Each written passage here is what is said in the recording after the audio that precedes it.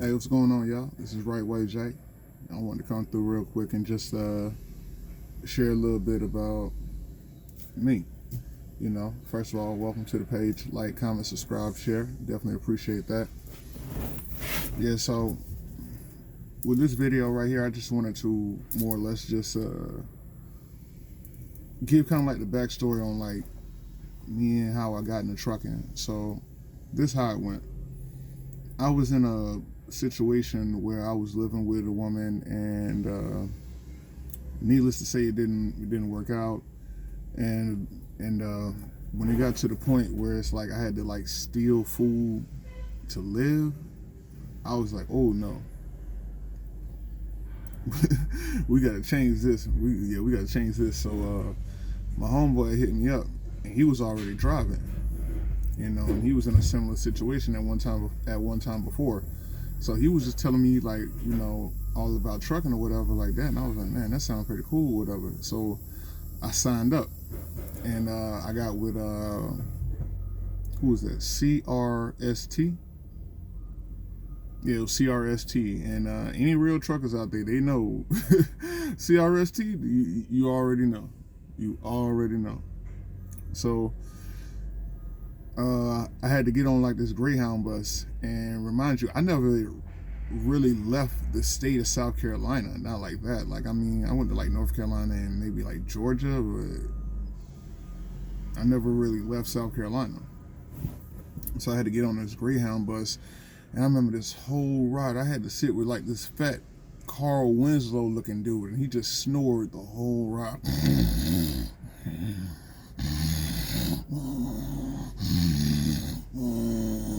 And I gotta listen to this for the whole freaking ride. So I remember we got to I think we had to go to, on our way to Iowa, we had to stop in what was that, Indiana. And I think that we had to like this Mississippi pimp looking dude. And I remember the driver told us specifically, hey, no smoking on the bus. This dude go to the bathroom, grab a cigarette, smoke it. After he finished smoking, he come back and sit down. The driver pull over. All right, which one of y'all been smoking? And everybody look at the Mississippi pimp. That driver said, all right, man, you gotta go. I mean, we out in the middle of nowhere. We pulled over at this like unknown gas station out there in like Amish country. Like it was some Amish folk around there or something like that. Yeah, it was crazy. So he dropped that dude off. Yeah, he was supposed to go to I think he was supposed to go to Chicago, but he ended up getting left in Indiana, so he had to walk or find a ride or whatever. I don't know what happened to him, but all I know is this: ain't nobody smoke on that bus. So we finally get to the place out in Cedar Rapids, Iowa. That's where the training center was at.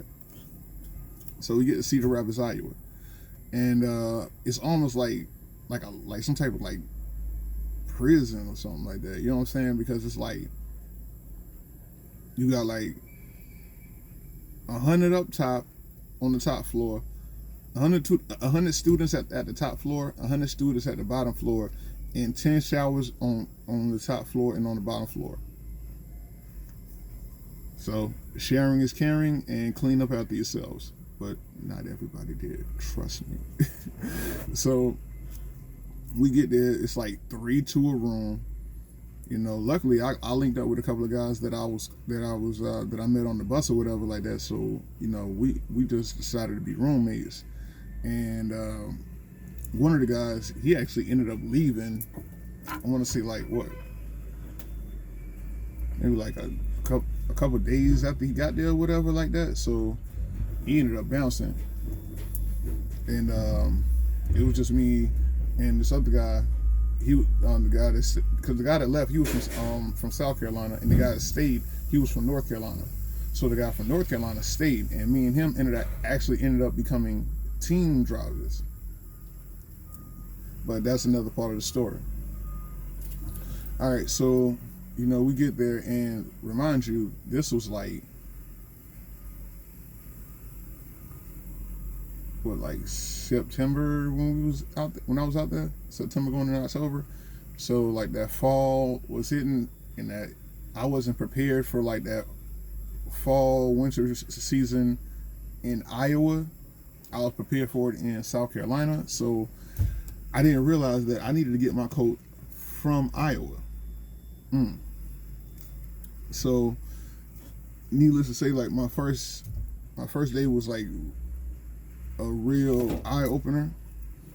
And what it was is that we actually had a shuttle bus that would take us every day after class to the local Walmart. And when we actually got on the bus and we got to Walmart, the guy from North Carolina, me and him, we saw these Carhartt jackets, and we was like, yo, we need them jackets. Now, remind you, we haven't gotten paid. Yeah.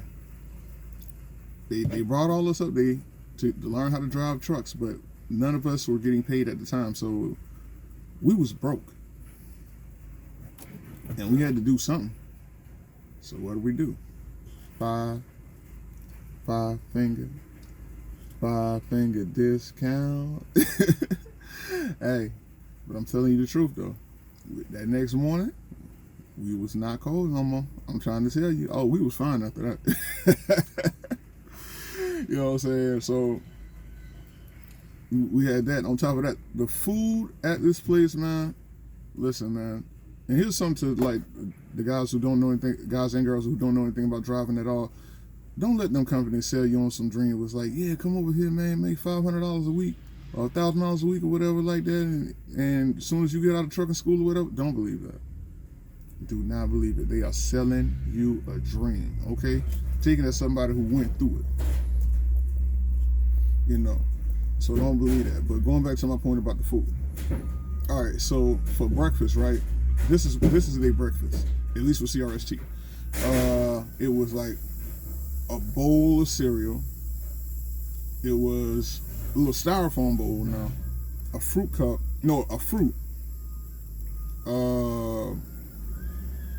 and all the coffee you could drink. A bowl of cereal with milk, all the coffee you could drink, and a fruit. That's your breakfast. For lunch, either a hamburger, a hot dog, one or the other. You couldn't have both.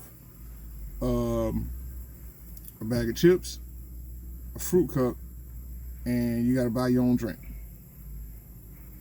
And for dinner, well, that's on you. So if you ain't brought no money with you, or you ain't got nobody you can call to send you some money to get you some food, you out of luck. That's just the way it was out there. You know what I'm saying? So, a lot of cats, they was hustling, man. I mean, from like, I'm seeing either selling whatever they could sell, or cutting hair, or whatever. So cats was getting it every which way. You know what I mean? I mean, me, I had a little bit of money because before I left, I was working at Dollar General.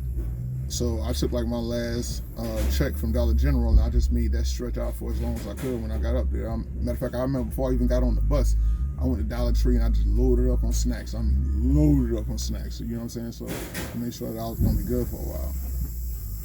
But a lot of guys was hurting out there like that. You know what I'm saying? So what else happened? So yeah, I already talked about the food and everything like that. Now, interesting story about my experience up there. I remember how I said like we had it was 3 to a room and one of the guys left. Well, we actually got another roommate after that. He was like this Native American kid.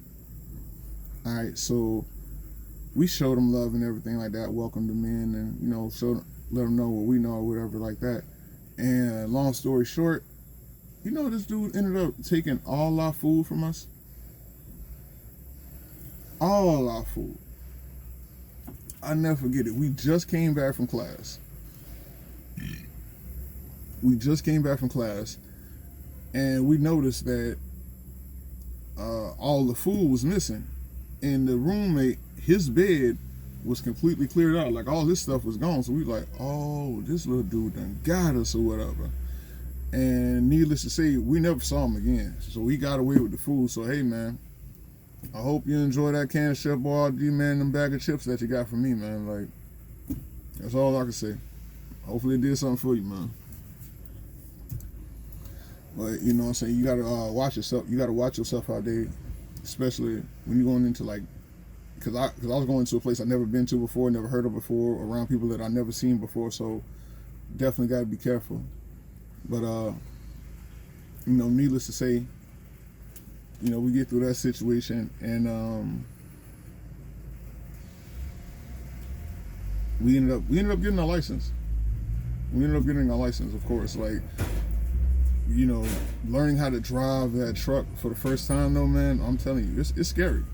It's really, really scary because I never drove a truck before a day in my life. So when they talk about backing up and downshifting and upshifting, and man, I don't know nothing. I didn't know nothing about that, and man, I messed up every which way. You know, it took me like a good 2 weeks to learn it, though. Let's see, about 2.5 weeks to learn it. And then I remember when I took the test, like the very first time I took the test. Needless to say, the very first time I took the test, I almost passed. But I made one mistake. I'm trying to remember what it was. I think I didn't pull over right or something. I can't remember exactly what it was, but I did that one thing wrong and they failed me, and I was pissed off. I was pissed off. I'm like, man, I gotta get this, man. I gotta get this. And like my roommate, he was telling me, man, like, cause he already passed. He was like, look, man, just calm down, man. Just take it easy, bro. Like, don't overthink it. Don't stress yourself out over it. You know what I'm saying, or whatever. So I just really started to like think about it and breathe. And I'm like, you know what? I got this. So the next day, you know, I went out there. I remember what I did right. I remember what I did wrong, and I passed. You know, so I was like, whoo, I passed. I got my CDL, because you know what I'm saying. I made a promise. I was like, listen, when I come up, I made a promise when I got on that Greyhound bus. I said, I'm not coming back to South Carolina without a CDL in my pocket. You know what I'm saying? And got that thing. You feel me? And so after I passed, right, we got on the shuttle bus to go to the DMV to get our pictures taken to get our license. So we standing in line or whatever like that, right? And then next thing we know, we hear a boom, glass start breaking, ceiling start falling, people start running all over the place. We're like, what the world going on? Come to find out, this lady who just finished taking her driver's test for her driver's permit, her driver's license, excuse me, she accidentally left the car in drive. And when she got out the car hauled Boogie into the building, and it looked like freaking Armageddon in that thing, you know what I'm saying? And we actually had to end up going to the hospital for that. And you know, we was actually working on something with the insurance company where we were actually going to get a very nice payout. You know, it was between me and I think 4 or 5 other guys. And then what it was is that we had a plan that we was going to hold out to get the most money. But then one dude took the short money and screwed everything up. As soon as he took the money, the insurance company was like, well, that guy over there, he took the money that we offered. So if he took it, y'all got to take it, because we're not going any higher than what we're going. So we were like, God, no.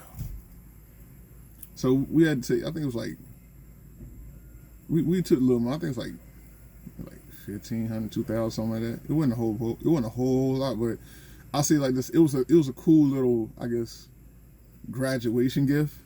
You know what I'm saying, for finishing trucking school, because everybody else was still like broke. Everybody else, for the most part, was either broke or like just maintaining. We was the only ones who hit a lick like that. So we was blessed. You feel me?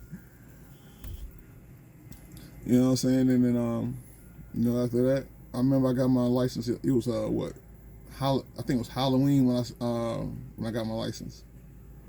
And I went out, got with my trainer, and that's a whole nother story right there. So I'm gonna leave it right there because if I get into that, that's a whole other thing.